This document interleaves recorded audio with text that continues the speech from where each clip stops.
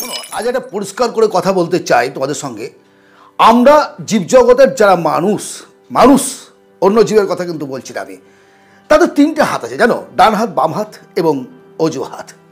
এই যে অজুহাত শব্দটা, এর দ্বারা তুমি তোমার জীবনের সমস্ত না পাওয়া বিষয়গুলোকে তৈরি করতে পারবে। যদি জীবনে প্রতিষ্ঠিত হতে চাও, তাহলে এই অজুহাত শব্দটাকে তোমাকে বাদ দিতে হবে। একটা মারাত্মক অভিশপ্ত শব্দ হচ্ছে অজুহাত।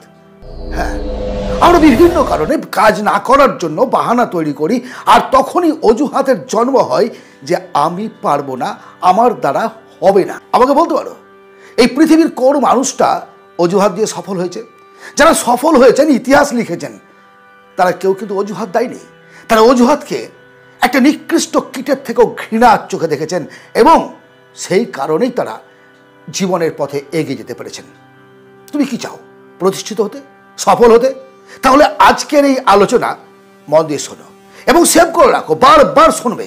মেবি তোমাকে হয়তো আঘাত লাগতে পারে কয়েকটা কথায়, সেটা আমি লাগুক, কারণ আমি চাই তোমার ভেতরের অজুহাতটাকে মেরে ফেলতে।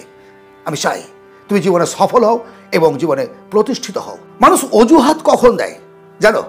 অজুহাত দেয় তখনই যখন সে ভীত এবং দুর্বল। রানের ক্ষেত্রে 15 জন রানার দাঁড়িয়ে আছে, কম্পিটিশন, সেখানে কেউ ফার্স্ট সেকেন্ড থার্ড হবে। যখন তাদেরকে দেখে তোমার মধ্যে ভয় জাগলো যে এদের সঙ্গে যদি আমি কম্পিটিশন করি হারবো, আরে অজুহাত দিয়ে দিলে পায়ে ব্যথা হচ্ছে, মাসল ক্র্যাম্প হচ্ছে, কোমরে ব্যথা করছে, মাথা ঘুরছে, তাই তো? এটা কিন্তু জীবন নয়।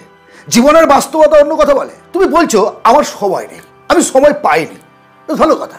এবার আমাকে বলো, সকাল থেকে সন্ধ্যে পর্যন্ত এই যে 24 ঘন্টা, নেক্সট ডে 24 ঘন্টা একদিন, তো পৃথিবীর কোনো প্রাণীর জন্য কি এক্সট্রা টাইম আছে নাকি কম টাইম আছে?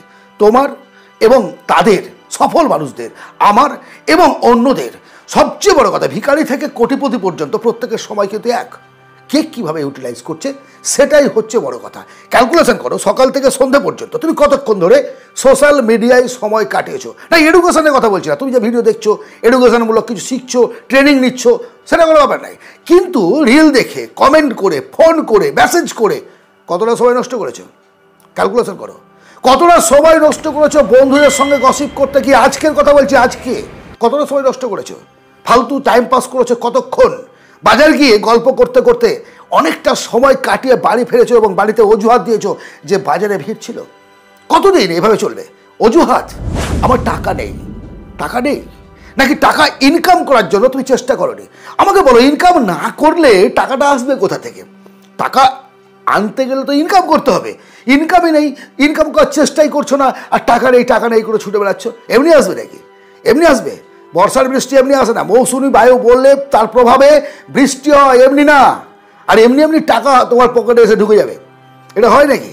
অজুহাত। আমার বাবা গরিব ছিলেন, আমাকে কিছু দিতে পারেননি, আমি সুযোগ পাইনি অন্যদের মতো। আজকে দুজন মানুষের কথা বলছি তোমাকে আমি, এপিজে আব্দুল কালাম স্যার এবং মৌলানা আবুল কালাম আজাদ। নাম দুটো মনে করো ভালো করে, এপিজে আব্দুল কালাম স্যার এবং মৌলানা আবুল কালাম আজাদ। এদের ব্যাকগ্রাউন্ডের দিকে এবার তাকাও, ব্যাকগ্রাউন্ডের দিকে, যে তারা কোন পরিবার থেকে উঠে এসছেন এবং তারা তাদের শেষ কৃতিত্ব কিভাবে রেখে গেছেন। অমরত্ব কি? অমরত্ব হচ্ছে মৃত্যুর পরেও মানুষ যাদের মনে রাখে। আমরা রবীন্দ্রনাথ ঠাকুরকে মনে রেখেছি, নেতাজি সুভাষচন্দ্র বোসকে মনে রেখেছি, গান্ধীজিকে মনে রেখেছি, আমরা বিভিন্ন বিনয়, বাদল, দীনেশ, বিভিন্ন মানুষকে দেখবেন, ভালো খারাপ দ্যাটস নট এ ম্যাটার, কিন্তু আমরা মনে রেখেছি এই নামগুলো। কাজী নজরুল ইসলামকে আমরা মনে রেখেছি, নেলসন ম্যান্ডেলাকে মনে রেখেছি। কেন মনে রেখেছি? কেন আলেকজান্ডার ফ্লেমিং কেন মনে রেখেছি? তাদের কৃতিত্ব, তাদের কাজ, তারা অজুহাত দেয়নি। এবং এই যে নামগুলো তোমাকে আমি বললাম, এদের পার্সেন্টেজটা দেখো যে কতজন সব রকম সুযোগ সুবিধা নিয়ে মানুষ হয়েছে। বরঞ্চ যারা সমস্ত রকমের সুযোগ পায় তারা জীবনে ফেলিওর হয়, বেশিরভাগ ক্ষেত্রে হয়, বেশিরভাগ। আর যারা পৃথিবীতে ইতিহাস রচনা করেছে তাদের অধিকাংশ মানুষ কিন্তু সেই উঠে এসেছে একেবারে ঘাসের থেকে। আলিবাবার প্রতিষ্ঠাতা জ্যাক মা, নাই চেহারা, নাই রূপ, নাই হাইট, তারপরেও দেখো একবার কল্পনা করো। আরে এইভাবে অজুহাত দিয়ে দিয়ে তুমি কাকে ঠকাচ্ছ? কাকে? সময়ের কাছে কিন্তু তোমাকে কৈফিয়ত দিতে হবে। তোমার পরবর্তী প্রজন্ম, মানে তোমার সন্তান, বা তুমি যদি বিয়ে না করো, তোমার পরবর্তী পরিবার, সমাজ, দেশ, সমস্ত মানুষ কিন্তু একটা সময় তোমার কাছে কৈফিয়ত চাইবে। কি করেছো, কেন করতে পারোনি, কেউ জিজ্ঞেস করবে না জীবনে কি করেছো তুমি, মারাত্মক প্রশ্ন। তখন পেছন দিকে ফিরে দেখবে সত্যি তাই, আমি তো কাউকে ঠকাইনি, আমি তো একমাত্র আমার নিজের ভেতরের বিবেকটাকে ঠকিয়েছি, আমি তো আমার সময়টাকে নষ্ট করেছি অন্যের কাজের জন্য, আমি তো নষ্ট করেছি আমার লাইফ। কেঁদে কুল কিনারা পাবে না বন্ধু, কেঁদে কুল কিনারা পাবে না।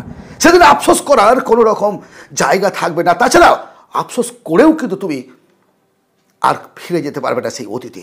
আমরা ইচ্ছে করলে অতীত বদলাতে পারি না অতীত বদলাতে, কিন্তু ইচ্ছে করলে ভবিষ্যৎটাকে আরও সুন্দর তৈরি করতে পারি।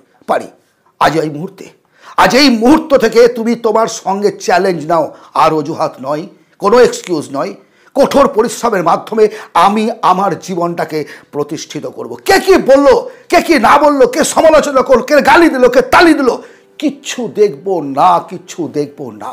এগিয়ে যেতে হবে, সামনের দিকে এগিয়ে চলো, পেছনের দিকে নয়। সময় নষ্ট নয়, সময়কে কাজে লাগাও। তোমার জন্য কেউ অপেক্ষা করবে না, কেউ। প্রত্যেকে পায়ে পায়ে এগিয়ে যাবে সফলতার পথে, আর একা পড়ে রবে তুমি, একা পড়ে রবে। লজ্জা লাগে না তোমার, যখন তুমি বসে অজুহাত দিচ্ছ? তোমার বন্ধু বা তোমার পরিচিত একজন কেউ দেখো ঘরের মধ্যে গিয়ে পড়াশোনা করছে, তুমি যখন অজুহাত দিচ্ছ যে আমার সময় নেই, অথচ সময় নষ্ট করছো রিল দেখে, সেই সময়ে তোমার কোনো একটা বন্ধু বইয়ের পাতায় মুখ গুজে বসে আছে। যখন তুমি সময় নেই বলে, তোমার টাইম নেই, তোমার শরীর খারাপ বলে অজুহাত দিচ্ছ, তখন নদীর ধারে, আমি দেখেছি নদীর ধারে দৌড়াচ্ছে, ছুটছে যে একটা চাকরি পেতে হবে আমাকে, একটা কনফিডেন্সের সঙ্গে আমাকে দাঁড়াতে হবে লাইনে, পুলিশ লাইনে, মিলিটারি লাইনে, আর্মির লাইনে, পরিশ্রম করছে। তারপর সে যখন পেয়ে গেল, হিংসা, সে পেলো, আমি পেলাম না। তার পরিশ্রমটা দেখছি না, তার ঘাম ঝরানোটা দেখছি না। আর নয় বস, আর নয়। জীবনে যদি তুমি বড় হতে চাও, প্রতিজ্ঞাবদ্ধ হও আজ এই মুহূর্ত থেকে যে আমি আমার জীবনে দাঁড়াবোই। নিজের শির দ্বারা উঁচু করে মাথা তুলে আমি দাঁড়াবো, ইতিহাস লিখবো আগামী দিনের জন্য, যাতে পরবর্তী প্রজন্ম মনে রাখতে বাধ্য হয়। আজকের এই আলোচনা যদি তোমার জীবন পরিবর্তনের ক্ষেত্রে এতটুকু ভূমিকা রাখে বলে তুমি মনে করো, অবশ্যই শেয়ার করো বন্ধু বান্ধবদের মধ্যে। এই ধরনের আলোচনা যদি চাও, সাবস্ক্রাইব করে রাখো চ্যানেলটিকে। ভালো থেকো, আনন্দে থেকো। দেখা হবে আবার অন্য ভিডিওতে। ধন্যবাদ।